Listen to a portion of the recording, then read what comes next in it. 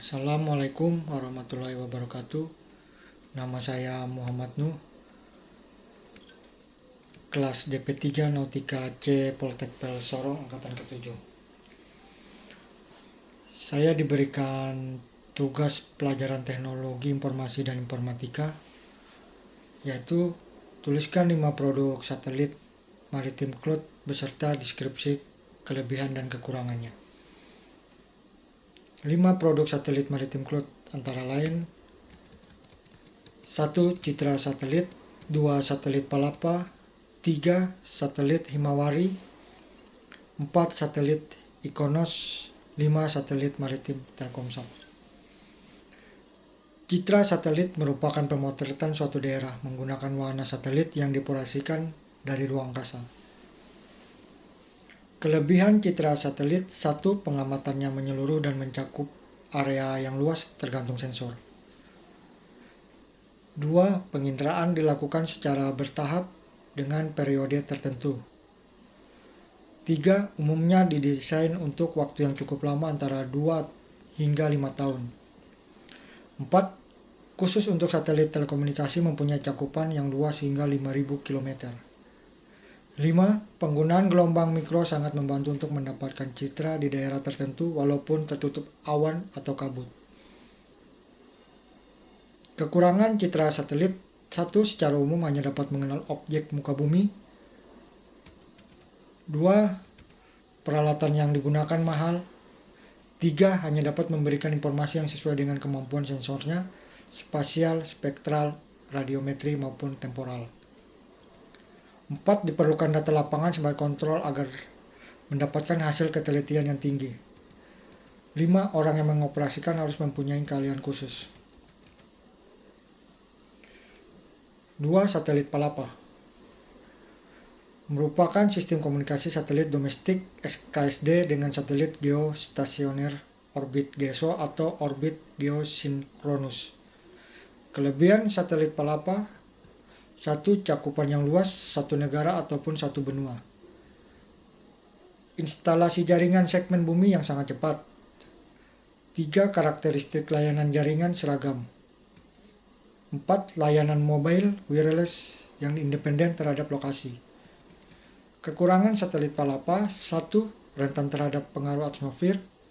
2. Delay propagasi besar. 3. Distance incentive, artinya biaya yang diperlukan hampir sama untuk membuat link komunikasi satelit jarak dekat dan link komunikasi jarak jauh.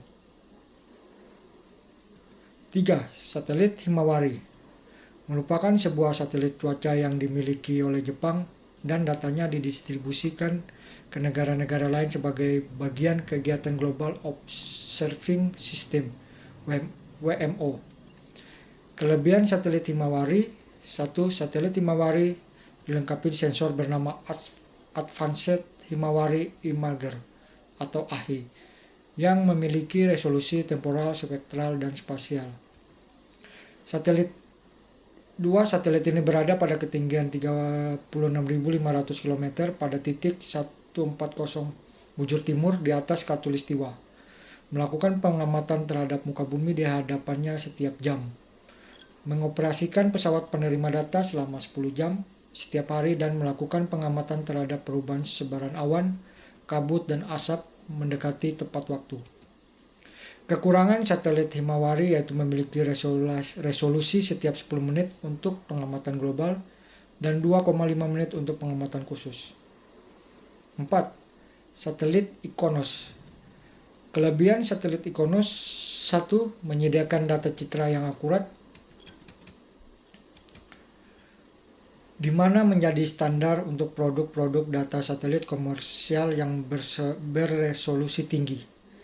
Ikonos memproduksi citra 1 meter hitam dan putih, pankromatik, dan citra 4 meter multispektral, red, blue, green, dan near infrared, yang dapat dikombinasikan dengan berbagai cara untuk mengakomodasikan secara luas aplikasi citra resolusi tinggi.